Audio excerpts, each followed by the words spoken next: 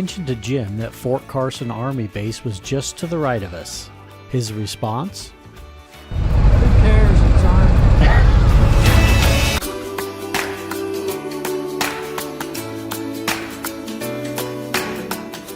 I was going to go through the light, figuring it would be a hard stop otherwise, but changed my mind at the last second.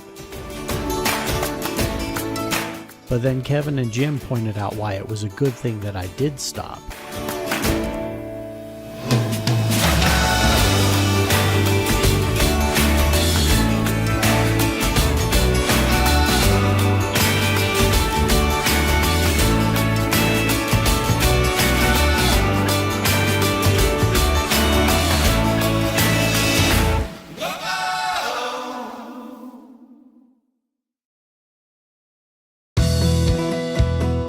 Tomorrow we would have one last ride with Jim before he had to head back east.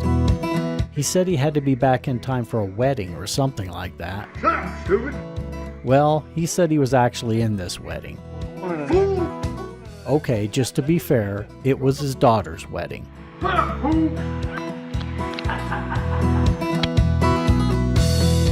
One of the first things Kevin did when he arrived at my house from Ireland was put an Ireland sticker on his bike. As Jim and I watched Kevin carefully place the sticker on the rear fender, Jim turned to me and quietly said, "Earl." From that moment on, Kevin's bike was now known as Earl. Earl. Earl. Yep. Earl got washed off. Earl's hanging in there. Earl Yeah. didn't get washed off. Oh, Earl got